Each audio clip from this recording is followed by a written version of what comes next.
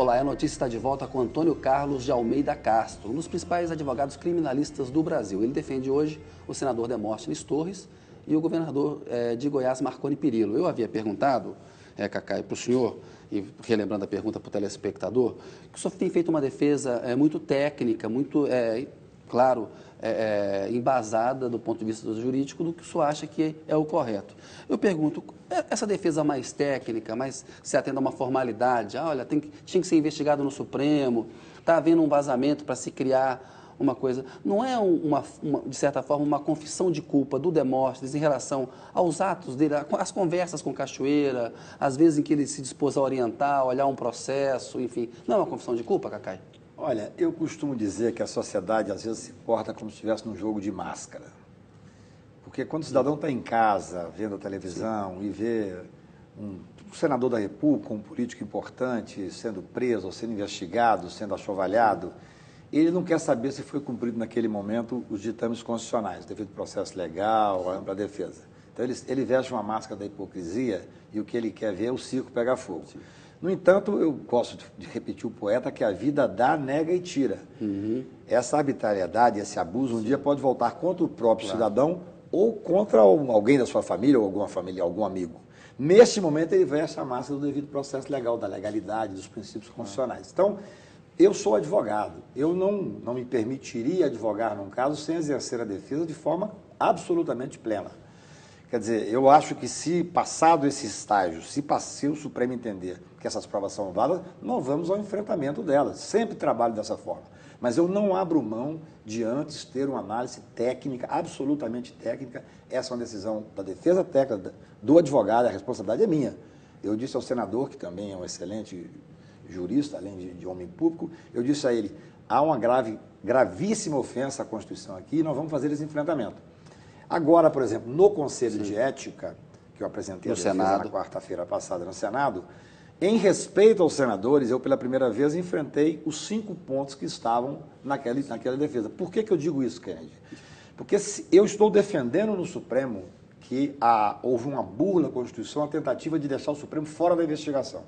Essa prova é ilegal. Se eu começo a responder ponto a ponto que está sendo vazado, eu estou, de certa forma, validando aquilo que eu digo que é inconstitucional. É a sua estratégia de defesa. Sem dúvida nenhuma. Agora, Cacai, o senhor falou aí em máscaras, e eu acho que foi um exemplo feliz mesmo. Acho que, às vezes, o cidadão ele quer uma justiça, e é muito importante a gente saber que tem que ter respeito às leis, todo mundo merece ser defendido. Agora, o Demóstenes, ele usava uma máscara. O Demóstenes tinha a máscara do catão, daquele que apontava o dedo para todo mundo, do moralista do Senado. E aí, em centenas de ligações, aparecem as conversas dele, um clima de intimidade, de amizade, com um empresário acusado de crimes.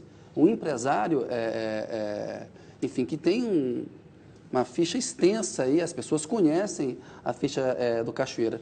Nesse sentido, a indignação do cidadão também, ela é uma manifestação de cidadania. Ele se sente enganado por aquele moralista que aparece agora uma espécie de uma farra, parece o pecado do pregador, do padre. Nesse sentido, o Demóstenes não cometeu um erro, não enganou os eleitores, os cidadãos, Cacai? Olha, eu tenho a convicção que quando ele for chamado a depor, seja no Conselho de Ética, seja especificamente na CPI, ele vai poder dizer este lado da história. A mim compete fazer a análise jurídica, evidentemente.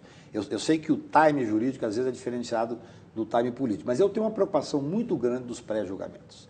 Eu advogo em muitas causas em que o cidadão vira o inimigo público número 1, e no final dos processos, felizmente, a gente tem ganhado essas causas. Só que depois não há reparação.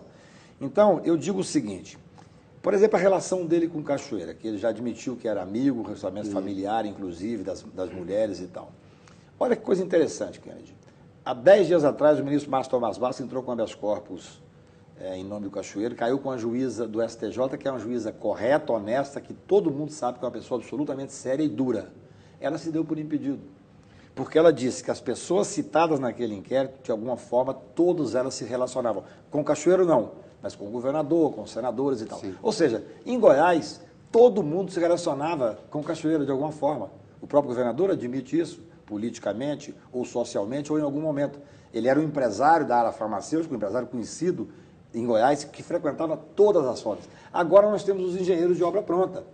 Mas não é um demérito, Cacá, então, para essa elite política de Goiás ter um relacionamento tão profundo com um cidadão como o Cachoeira? Ontem o senador Aécio Neves falou uma coisa interessante. Ele disse o seguinte, que ele não tinha bola de cristal, não sabia que ia acontecer os fatos que ocorreram agora, pelo fato de que o Demóstenes teria pediu que ele arrumasse um emprego para uma parente do Cachoeira. Ninguém tinha bola de cristal, ninguém podia imaginar que, de repente, o Cachoeira estaria hoje quase que leproso. As pessoas hoje negam que tenham tido qualquer contato com ele. Eu acho que, nesse ponto, inclusive, o Demóstenes foi muito digno. Desde o primeiro momento, ao contrário do que parte da imprensa diz, desde o primeiro momento ele disse, não, tinha relacionamento sim, falava diariamente com ele, as mulheres tinham um relacionamento. Mas agora, ele negava a intensidade desse relacionamento, né, Cacá? Ele passou a admitir depois. Né? Não, ele assumiu que tinha um relacionamento, o tipo de relacionamento, sim, o enfrentamento das conversas, que não é uma questão propriamente jurídica, é uma questão que vai ter que ser enfrentado, se o Supremo disser, eu sou muito técnico desse ponto, sim, eu tenho uma defesa, acredito nessa defesa, eu acho que é muito mais importante para o fortalecimento do Estado Democrático de Direito, de que nós peguemos um caso emblemático como esse e que o Supremo diga, não, essa prova não possa ser usada. Eu sei que vai causar uma certa revolta no primeiro momento na sociedade, mas eu acho que é mais importante essa atuação como advogado, por isso é que eu amo o que faço, porque eu acho que é mais importante que o Supremo se afirme e diga que a Constituição tem que ser cumprida. O ministro Marco Aurélio do Supremo diz uma frase fantástica, quando ele manda anular uns processos como esse, que tem um erro, sim, de origem, fala, é o preço que se paga para viver no Estado Democrático de Direito. Eu acho e é módico.